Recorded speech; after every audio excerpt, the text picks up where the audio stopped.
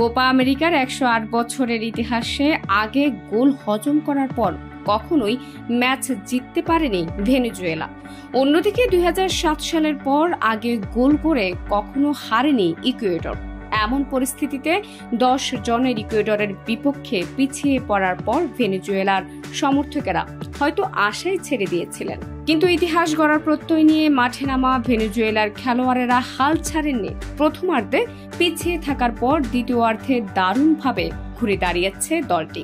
দুই বদলি খেলোয়াড় জনটার কাদিজ ও এদুয়ার্দ বেল্লুর গোলে শেষ পর্যন্ত 2-1 গোলের জয় নিয়ে মাঠ ছেড়েছে তারা, যার মধ্য দিয়ে কোপা আমেরিকার ইতিহাসে এই প্রথম পিছিয়ে পড়ার পর জয়ের দেখাও পেল ভেনেজুয়েলা। লেভিস স্টেডিয়ামে ভালো খেলতে থাকা ইকুয়েডরের জন্য 22 মিনিটের ম্যাচটা অসম হয়ে পড়ে।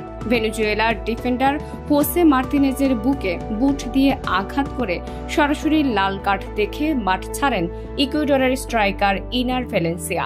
রেফারি যদিও শুরুতে হলুদ কার্ড দেখিয়েছিলেন, পরে ভিএআরে যাচাই করে সিদ্ধান্ত বদলে দেখানো হয় লাল কার্ড। 10 জনের দল নিয়েই ভেনেজুয়েলাকে চমক দেয় ইকুয়েডর। ম্যাচের 40 মিনিটে জেরেমি সারমিয়েন্টোর গোল এগিয়ে যায় তারা।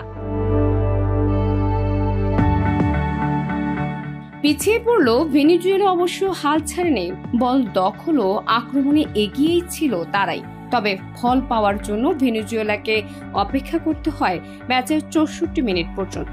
বদলি নামা কাদিজের গোলের সমতায় ফেরে তারা।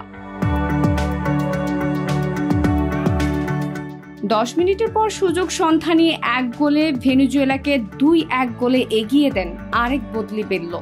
এই গোলটি শেষ পর্যন্ত ব্যবধান গড়ে দেয় ম্যাচে। জয় নিয়ে মাঠ ছাড়ে ভেনেজুয়েলা। দলকে জয় এনে দিয়েই উচ্ছ্বাসিত বেল্লো ম্যাচ শেষে বলেন, দলের হয়ে গোল করে ম্যাচ জিততে সহায়তা করতে পারাটা দারুণ আনন্দের। এই 3 পয়েন্ট সামনে আমাদের জন্য গুরুত্বপূর্ণ হবে। নাহার নিশি, প্রিয় দেশ।